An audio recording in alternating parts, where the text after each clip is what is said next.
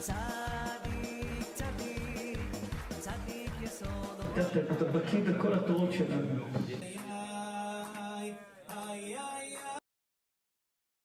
La particularité de la tefila de Moshe Rabbeinu et de Hana, qu'est-ce qu'il y avait de particulier? Et c'est ça l'objet du cours de ce soir. C'est que Moshe Rabbeinu, on voit qu'il a sacrifié sa vie pour les Israël. Il s'est enfui. D'abord, il a tué cet Égyptien. Il a passé 40 ans dehors, 10 ans en prison chez Yitro. Après, il est venu. Après, il s'est séparé de sa femme. Après, il est resté 40 jours et 40 nuits 3 fois sans manger. Et il a défendu les Israël 10 fois. 10 fois, les Israël sont très mal conduits dans le désert. C'est d'ailleurs une des mitzvahs de la Torah de se souvenir que 10 fois, Akadosh Baruch Hu, 10 fois, on a énervé très grave Akadosh Baruch Hu dans le désert. Et plusieurs fois, Akadosh Baruch Hu, il a intervenu. Le veau d'or, les Meraglim, même les Meraglim, Akadosh Baruch Hu, il a voulu tuer tout le monde. Il a voulu tuer tous les Israël, s'il vous plaît, pas de caméra, je vous en prie. Voilà. Et donc, Moshe Rabbeinu, il a dit à Akadosh Baruch Hu, le Midrash dit que Moshe Rabbeinu a dit à Akadosh Baruch Hu, tu sais, Akadosh Baruch Hu, pendant toutes ces années, j'étais comme un cheval qui court sur le champ de bataille. Un cheval qui court sur le champ de bataille, il voit pas ce qui se passe, il voit pas son intérêt, il voit pas ce qui l'intéresse. Il court, il est en guerre, il fonce, il a son cavalier, le guerrier sur le dos, et il fonce. Et bien, c'est ce qu'a dit Moshe Rabbeinu, il était Kessus Ashotev B'Milchama, comme un cheval qui court pendant la guerre, sur le champ de bataille. Donc Moshe Rabbeinu, il a jamais pensé à ses intérêts pendant toutes ces années-là. Il a pensé qu'aux intérêts des Israël. Maintenant, il demande une chose. À la fin de sa vie, il demande une chose. À l'époque des Meraglim, Akadosh Baruch Hu dit à Moshe, t'as tapé, excusez-moi, à l'époque de Memeriva, Moshe Rabbeinu, il a frappé, Hachem lui a dit, toi, Aaron, vous rentrerez pas. Mais si vous regardez le premier Rashi dans Parashat Vayera, déjà c'est marqué là-bas. Il y a marqué dans Parashat Vayera, Akadosh Baruch Hu dit à Moshe, maintenant, Moshe Rabbeinu, il a dit à Hachem, quelque chose qui a énervé Akadosh Baruch Hu, et déjà la Xéra de pas rentrer en Eretz Israël était déjà dans Parashat Vayera, deuxième Parashat du Sefer Shemot. Moshe Rabbeinu, à la fin de Parashat Shemot, il dit à Hachem, depuis que tu m'as envoyé, c'est encore pire. C'est vrai, il a dit, on vous donne plus de quoi faire les briques, etc. Hachem lui dit, attends. Tu vas voir maintenant ce que je vais faire à Paro. Et Rachid dit sur place, maintenant tu vas voir ce que je vais faire à Paro, mais tu vas pas voir ce que je vais faire aux 34 rois qui en Eretz Israël, 32, 34 rois qui en Eretz Israël. Donc déjà la Xéra, elle était là. Déjà la Xéra de Moshe par entrée, elle était là. Et maintenant, à l'histoire des Meriva, Akadosh Baruch Hu dit à Moshe, tu rentreras pas en Eretz Israël. Très bien. Maintenant, Moshe Rabbeinu, toute sa vie, il a donné pour les Israël. Il fait une demande spéciale avant de mourir. Il dit, moi, je veux rentrer en Eretz Israël. Eh bien, il faut pas croire qu'il a demandé pour son intérêt personnel, pour son kiff ou quoi que ce soit. Moshe Rabbeinu, Akadosh Baruch Hu, il a montré, comme à Adam Arishon, tous les tzadikim qu'il va y avoir dans toutes les générations, tous les chefs de chaque génération, etc. Il a montré à Akadosh Baruch Hu que ce qui peut se passer s'il rentre pas en Eretz Israël, il va y avoir les 2 temples qui vont être détruits, il va y avoir les exils, il va y avoir les pogroms, il va y avoir la Shoah, il va y avoir l'Inquisition, il va y avoir les croisades, il va y avoir combien de malheurs dans Israël. Moshe Rabbeinu, il a dit, Hachem, laisse-moi rentrer. Pas pour moi. Pour toi. Ça va être un chilul Hachem. Tout ce drame-là que les Juifs, vas-y, les temples détruits, vas-y, les Juifs qu'on tue comme on veut pendant toute l'histoire. C'est un chilul Hachem. On a un Ségoulin. Hachem, c'est un chilul Hachem si tu ne me laisses pas rentrer. Donc, Moshe Rabbeinu, c'est 515 filotes qu'il a faites. C'est pas pour lui. Il n'a pas commencé à dire, c'est ce que dit Rashi. Les tzadikim, ils ont sur quoi s'appuyer pour dire, moi, j'ai des mérites, maintenant Hachem, donne-moi un truc pour moi. Non. Il a dit Hachem, c'est un chilul Hachem si je ne rentre pas. Il va y avoir des catastrophes pour Israël. Si je rentre, ça va être Tikkun Hachem. C'est la libération définitive des Israël. Et il n'y a plus tout ce chilul Hachem. Le temple détruit, la maison d'Hachem détruite, c'est un chilul Hachem. Les Juifs qui sont massacrés comme ça pendant la Shoah, c'est un chilul Hachem. C'est un malheur, c'est un drame. Alors, Moshe Rabbeinu, il commence à argumenter comme ça. Et c'est pour ça qu'il voulait rentrer en Eretz Israël. Et donc, qu'est-ce que je voulais vous dire? Il y avait encore autre chose. Bon, ça va me revenir.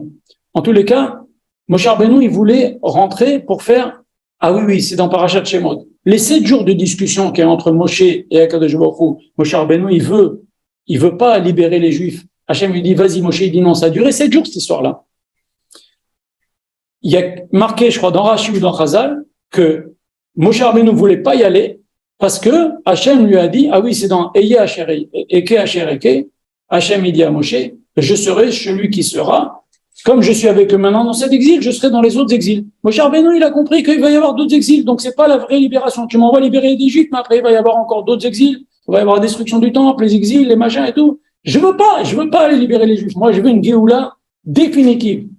Cette discussion-là qu'il y a eu pendant les 7 jours, c'est la même qu'il y a eu pendant les 515 filotes. Moshe Rabbeinu, il dit Hachem, laisse-moi rentrer. Si je rentre, il y aura la Géoula définitive. Tout ce que Moshe Rabbeinu fait, c'est intouchable. Si Moshe Rabbeinu, il fait le temple, c'est intouchable, indestructible. Mais c'est, en vérité, c'est bien qu'Akash Baruch Hu, il n'a pas fait rentrer dans un sens parce que quand Akash Baruch Hu, il en a dévédé dans le cours sur la destruction du temple, quand Hachem, il a déversé sa colère sur les pierres et le bois du temple, au moins, les Juifs ont été sauvés. En tous les cas, la demande de Moshe Rabbeinu, c'était pas pour lui. C'était, en plus de ça, pas sur ses mérites. Il a dit à Hachem, moi, je veux la délivrance définitive des Bnei Israël.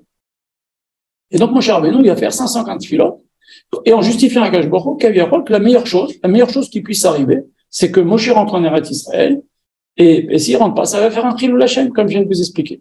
Seulement, Akash Baruch Hu ne veut pas. Maintenant, Moshe Rabbeinu, il a laissé Moshe Rabbeinu faire 515 filotes. C'est pas pour rien. Il aurait pu l'arrêter dès le départ. On va en parler, Bezrat Hashem. En tous les cas, si Akash Baruch Hu sait qu'il va pas annuler le décret contre Moshe Rabbeinu, il fallait le bloquer dès le départ, comme je vous ai dit tout à l'heure. Il y a une loi dans le Shulchan Aruch, qui est la suivante. Moi, si par exemple, je vais me promener, et je sais que je vais rien acheter. J'ai pas d'argent sur moi, j'ai pas de carte bleue, je vais jamais revenir dans cet endroit-là, et je ne veux rien acheter. J'ai pas le droit d'entrer dans un magasin et dire à monsieur, combien coûte cette chemise, combien coûte cette veste, combien coûte ces chaussures. J'ai pas le droit. Je lui fais de l'espoir au vendeur que je vais acheter, alors que je sais très bien que je vais pas acheter. Donc, on peut dire la même chose. Pourquoi Akash Baruch Hu, il a laissé Moshe Rabbeinu de l'espoir, il a pas bloqué, vas-y, prie, il a pas bloqué pendant 515 filotes. Comment ça se fait qu'Akash Baruch Hu a laissé faire une chose pareille? Tu lui as donné de l'espoir. Fallait bloquer, stop tout de suite. Et pourquoi Akash Baruch Hu, il lui a dit stop à la 515e? La réponse est dans Rashi. Quand il a commencé à dire Moshe Rabbeinu va être Hanan, un lachon de Matanat Rinam, un cadeau gratuit, c'est-à-dire Akash Baruch Hu, il a dans le ciel un trésor de choses qu'il donne même si on ne mérite pas. Là, Akash Baruch Hu, il a dit stop. Ne me parle plus, ne me demande plus cette chose-là. Ne m'en parle plus. Donc jusqu'à là, Hachem, il a laissé. Quand Moshe Rabbeinu, il a dit, maintenant Hachem, tu m'as pas exaucé 514 filotes, je te fais une maintenant, mais pas avec des arguments. Je te demande de prendre dans ton trésor de cadeaux que tu donnes aux gens, même s'ils ne méritent pas, je te demande de prendre là-bas.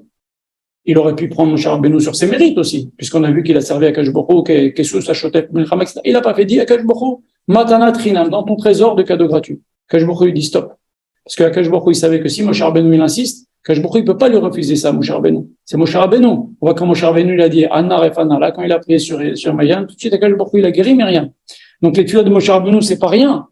Akash Baruch Hu lui dit, tu commences à parler de Matanat Rinam, trésor, qu'on donne, même si on ne mérite pas, etc. Arrête-toi là. Stop. On arrête tout de suite. Maintenant. Et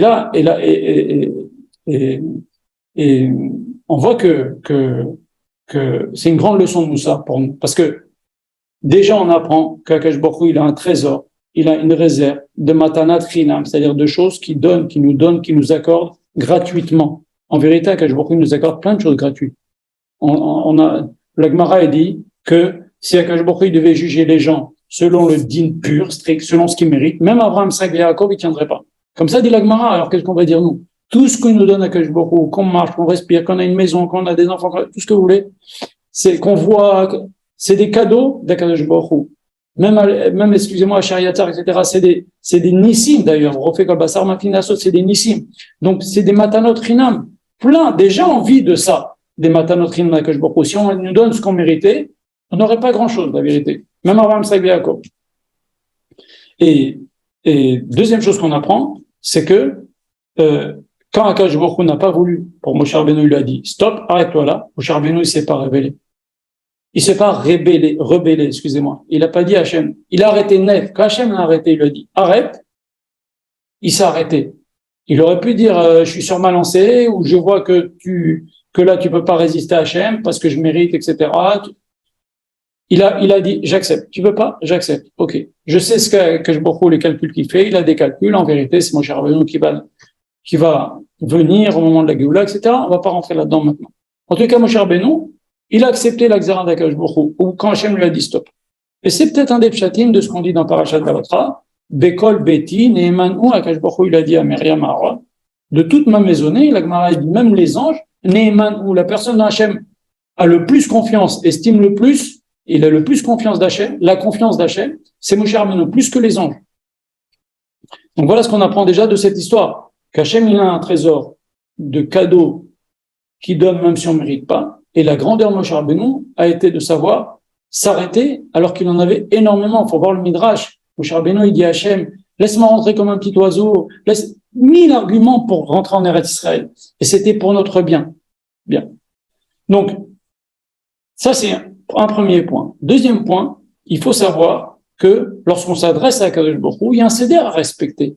D'abord, il faut être dans un état de concentration et réaliser à qui on s'adresse. L'ifne me ataomed, comme on dit dans la Mishnah. Sinon, c'est comme quelqu'un qui rentre dans le palais du roi, il est mal habillé, il est sale, il fait autre chose en même temps. Maintenant qu'il parle au roi, il est sur son téléphone, j'en sais rien. C'est pas kavod. Le Rabbi, il a raconté une histoire un jour. Il était avec le roi, il était chez le roi du Maroc, et il y a une personne très, très, très chouva du Maroc qui est venue, à ce moment-là, qui est venue aussi, rencontrer le roi. Et cette personne-là, dès qu'il s'approchait du roi, les gardes du corps lui ont sauté dessus, lui ont tordu le bras, lui l'ont mis par terre. Alors c'est un type super crachou. Tu sais pourquoi? Parce qu'il avait des lunettes de soleil. Il est venu chez le roi avec des lunettes de soleil. C'est un manque de kavod. Ils l'ont esquinté. Donc, il y a une façon de s'adresser à Kaviarol, à ma vie, on peut tirer exemple, il y a une façon de s'adresser à Kadosh Baruch Hu. Il faut être bien habillé, on va dans la halakha. C'est comme quand, tu vois, comment on rend visite au roi de ton pays. Au roi de ton pays, on lui rend visite avec une veste. Alors tu dois être habillé en veste. On lui rend visite en sandales ou avec des chaussures. Tu dois être habillé avec des chaussures, ça c'est la halakha. Alors bon, c'est vrai, je sais ce que dit Ovadia sur les kibbutzniks, etc., mais on n'est pas au kibbutz, donc on doit être bien habillé. Quand on se présente à Kadosh Baruch Hu, même quand on est chez soi, on s'habille bien quand on prie. Très bien. Donc il y a un seder pour la tefila. Ensuite, il faut ordonner sa prière. C'est pour ça que nos Chachamim, ils ont mis d'abord dans la tefila, il y a Baruch She'amar, les psuké des Imra, c'est-à-dire tous les teilim qu'on dit, Ashrei, des belles louanges à Kadosh Baruch Hu. Après, c'est comme un cadeau que l'on apporte au roi. Et après, on fait la mida. C'est pourquoi nos sages, ils ont dit, celui qui parle, on dit Baruch Ata Hashem, Gal Israël, Hashem Sefadai Tiftar, tout de suite, on enchaîne la mida. Les Chachamim, ils ont dit, celui qui parle entre Gal Israël et le début de la mida, il fait une avéra extrêmement grave. Même Kaddish, on répond pas. Même Kaddish, on répond pas. Quand on dit Baruch Hashem Gal Israël, on attaque. Pourquoi? Parce que c'est comme quelqu'un d'Israël, comme quelqu'un qui frappe à la porte du roi. Le roi, il vient l'ouvrir et lui, il s'en va. C'est pareil. T'as dit plein de louanges. Après, il y a le schéma Israël. Ils ont dit d'abord, on fait le schéma Israël. On reçoit sur soi le joug d'Hachem. Après, on fait la mida. Après, on demande. D'accord. Très bien. Ça nous permet de savoir devant qui on s'adresse. On reçoit sur nous le joug d'Hachem, etc. Il y a plein d'explications. Mais entre Hachem Elokechem Emet, la dernière partie du schéma, et les 3 paragraphes du schéma, et juste avant la mida, il y a des louanges extraordinaires qu'on fait à Kadosh Baruch Hu. Et donc, tu fais des louanges à Kadosh Baruch Hu, et tu parles juste avant de faire la mida, alors que toutes les louanges, elles sont faites pour monter ta tefila, pour qu'elle soit acceptée, parce qu'un roi, on va d'abord lui apporter des cadeaux, des louanges, majesté, tu es un roi extraordinaire, avant de demander. C'est la moindre des politesses. D'ailleurs, si vous voulez voir, dans la halakha, on peut se demander, la mida, on peut la faire depuis l'aube. Et pourtant, le schéma, on peut le faire plus tard. On peut pas le faire à l'aube, le schéma. Il faut attendre qu'on commence à voir un petit peu, on reconnaît un ami, on reconnaît entre le bleu et le vert, il y a plein de règles. Très bien. Donc, nos Chachamim, ils auraient pu nous dire, fais la mida dès l'aube, et puis le schéma, tu le fais après. Quelqu'un, il est en voyage. Il est obligé d'attendre que ce soit le man du schéma pour faire son schéma, et après sa mida, alors que la mida, il peut la faire avant le schéma, au niveau du temps. Mais Chachamim, ils ont fait exprès comme ça, comme je vous ai dit. On reçoit le joug d'Hachem, on dit des belles louanges à Kadosh Baruch Hu, et on commence la mida. Et donc, c'est important, avant de s'adresser à un roi, de lui faire des louanges. Et après, on demande. Même dans la mida, c'est comme ça, comme je vous ai dit tout à l'heure. On fait cholim, atirasurim, kayimatosh nafar, akel, agadol, agibor, vanora, akel, elien, tout ce qu'on dit avant de demander la première chose à tachonen atamda. Donc, même dans la mida telle qu'elle est constituée, on fait encore des louanges avant de commencer nos premières demandes. Ça, c'est une deuxième condition. Donc, on a dit, on se présente bien devant le roi, on sait devant qui on s'adresse. Vous savez, il y a une halakha. Si quelqu'un, il n'est pas concentré dans la mida, et il se perd un peu, il se balade, il y voyage pendant la mida, eh ben, je dis pas en tant que halakha, en tant que logique, mais le Rabbi Chaim de Brisk, qui dit ça en tant que halakha. Si à un moment donné, tu penses pas à tes brachot, mais à un moment donné, tu oublies que tu es devant Hachem, lui il dit c'est ma caisse, la tefila, elle vaut rien ta tefila. Tu dois, ok, tu te concentres pas dans les midas, dans les mots, c'est dommage, mais au moins, rappelle-toi, tu es devant Hachem. Ça, c'est un. Deuxièmement, on fait des louanges en premier. Et maintenant, troisièmement, il faut ordonner, troisièmement, il faut être joyeux. On prie pas, on avait vu dans le cours de la semaine dernière, sur le Harizal, ce que dit Rabbi Chaim Vital, on peut pas être triste. Quelqu'un qui prie comme ça, Hachem, oh, je suis pas de bonne humeur, je suis fatigué, truc. Tu peux pas espérer être exaucé si tu t'adresses à Kadosh Baruch Hu comme ça. Et voilà que maintenant, Moshe Rabbeinu et Hana, ils brisent tout ça. Boum. Tout ce que je viens de vous dire, qui sont les règles de la tfila, que nous-mêmes nous faisons tous les jours. Moshe et Hana, ils viennent, ils balayent tout. Boum. Ils balayent tout. On voit que Moshe Rabbeinu, il vient et prie en étant triste, parce qu'il est triste de ne pas rentrer en Israël, parce qu'il sait ce qui va se passer, les destructions du temple, les millions de juifs qui vont être tués, les exils, les croisades, les shoals, etc. La destruction du temple, combien de morts, bêtards, des millions de morts. Donc Moshe Rabbeinu, il était triste. On vient de dire que c'est pas bien d'être triste. Et on voit que Moshe Rabbeinu, c'est 514 filotes, 515 filotes, il n'a pas fait avec des louanges avant, comme on vient d'expliquer. Il a balancé, boum, boum, je demande, je veux rentrer. Il n'a pas fait 515 fois des louanges, après il a demandé à rentrer. Il a balayé les règles. Et Moshe Rabbeinu il est mort triste, Moshe Rabbeinu. Ce qu'on avait dit dans le cours sur Rabbi Shimon Bar Yochai, que Rabbi Shimon Bar Yochai c'était Moshe Rabbeinu, il a arrangé, Moshe Rabbeinu était triste pour deux choses. Un, qu'il n'est pas rentré en Eretz Israël, et deux, que ses enfants, ils n'ont pas pris sa suite. Et Rabbi Shimon Bar Yochai, il a arrangé ces deux choses-là. Il vivait en Eretz Israël, ses enfants, Rabbi Elazar a pris sa suite, etc. Voir le cours. Donc, Moshe Rabbeinu, il était triste parce que il a compris ce qui va se passer pour les Juifs. Très bien. Donc ça, il a cassé une règle. Deuxièmement, donc on a dit, il n'a pas fait les louanges. Deuxième règle qu'il a cassé. D'accord? Il a cassé 2 fois le seder qu'il faut faire. Et Hana, c'est exactement la même chose. Elle aussi, elle a cassé le seder. Elle est venue au Mishkan. Au lieu d'apporter des korbanot, elle s'est mise à pleurer, à prier, elle a déversé sa peine. Et elle était triste et directe. Et à tel point que Eli, le Kohen Gadol, il a pris pour une femme qui est sourde. Il lui dit, arrête. Et ben, on voit que Moshe et Hana, ils ont tracé une nouvelle voie en dehors du seder normal, à notre seder, à nous de tous les jours. C'est quoi? C'est qu'on peut déverser son cœur devant Hachem et exprimer sa peine devant Hachem sans préparatif, sans louange, sans ordre et même dans la tristesse. C'est ça le point commun de la tefila de Moshe et de Hana, qui sont différents de toutes les tefilotes qu'il y a eu jusqu'à maintenant, que nous, en tous les cas, nous faisons dans notre quotidien. Quelqu'un qui a un tsar, qui a de la peine, il n'a pas besoin de se mettre en veste. Il n'a pas besoin de dire des louanges à Kadosh Baruch Hu. Il n'a pas besoin d'être saméar. Il exprime sa douleur. Comme c'est marqué dans Echa, on a lu à Tisha B'Av, il y a marqué Shifri Kamaim Liber. Je déverse ma peine comme de l'eau, comme quelqu'un qui verse de l'eau. Il déverse sur Hachem. Hachem, j'ai mal, je suis malheureux, ça me fait de la peine, j'ai du tsar, c'est du tsar. Aide-moi dans ça, sauve-moi de ça.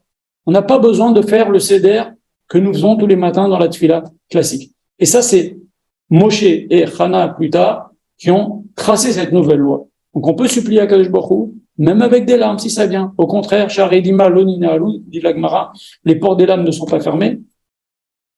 Et même si les autres nous prennent comme Eli, comme il a pris Hana pour une soue, c'est pas grave. Ils ont innové, ils ont tracé pour nous une nouvelle voie que quelqu'un il peut déverser sa peine sans préparatif, sans céder, sans louange au préalable auprès de Kadosh Baruch Hu. Normalement, l'ordre, quand on voit dans le Sidour, c'est d'abord on fait des louanges, d'abord on se présente bien devant Hachem, on est conscient qu'on est devant Hachem, on s'habille bien, on fait des louanges, on est dans de bonnes dispositions, on ne vient pas grincheux, et donc il y a un certain céder. Et voit que Moshe Rabbeinu et Hana, ils n'ont pas du tout respecté ce céder. Hana, elle est rentrée au Mishkan, elle s'est mise à pleurer. Hachem, si tu me donnes un enfant, je le donnerai pour toi, il sera complètement pour toi. Moshe Rabbeinu, 515 filotes, boum, boum, boum, boum, boum, boum. Il n'a pas fait des louanges avant chacune des 515 filotes. On voit que Moshe Rabbeinu et Hana, ils ont fait des filotes qui sont différentes du céder que normalement on doit faire pour la tefila, que j'ai expliqué tout à l'heure. Vous comprenez? Les préparations, les louanges, la tenue, le moral, etc. Vous comprenez? Se rendre compte qu'on est on vient, on déverse sa peine, on verse des larmes, on déverse sa peine, on pleure vers Hachem, eh ben, c'est Moshe et Hana qui ont dans l'histoire les premiers, avec Léa, déversé ça. Mais la Torah ne nous le dit pas vraiment pour Léa. C'est marqué dans Rashi qu'elle avait les yeux comme ça parce qu'elle pleurait, mais elle ne raconte pas tellement. Mais pour Hana et pour Moshe, voilà, c'est Mefourash. Ils ont Mais versé. Léa, Donc Chazal qui nous ouais. raconte, mais la Torah ne raconte pas. Hana et Moshe, ça nous est raconté comment ils sont venus et ils ont fait une fila d'un autre style, très différent. Chifri quand même libère. Ils ont déversé leur peine. Boum. Comprenez? Et bombardé Moshe 515 filotes. Et lui, c'est Moshe Rabbeinu, il a donné sa vie pour les Juifs. Là, même s'il voulait rentrer, c'était pour faire le Tikkun HaShalem. C'est-à-dire que ça y est, c'est lui, l'affaire elle est terminée, la Géoula, ça suffit les tsarot, ça suffit les pogroms. Et c'est pour ça aussi, même les 7 jours, il a discuté avec Akash Baruch Hu. Il voulait pas libérer les Juifs parce qu'il dit, moi je vais pas, si c'est pour les sortir et dans 1000 ans on recommence, le premier temps détruit, et après 70 ans après le deuxième temps, la Shoah et l'Inquisition et les croisades et les pogroms, combien de pogroms en Europe de l'Est, en Afrique du Nord. Moshe Rabbeinu, il a vu tout ça. Il a dit, moi, je veux pas Hachem, c'est un chilul Hachem si tu fais ça.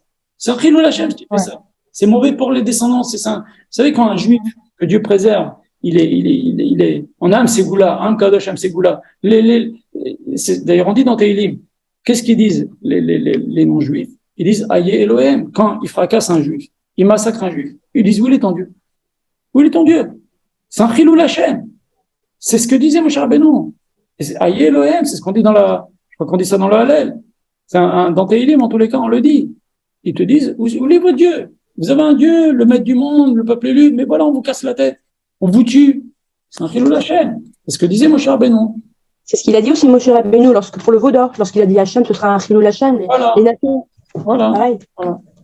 Alors, est-ce qu'il y a d'autres questions? Qu'est-ce que vous voulez dire par Rav Lecha, Moshe Rabbeinu? Qu'est-ce que vous voulez dire à Kadosh Baruch Hu, Rav Lecha? Ça, il a dit, arrête-toi là. Arrête-toi là.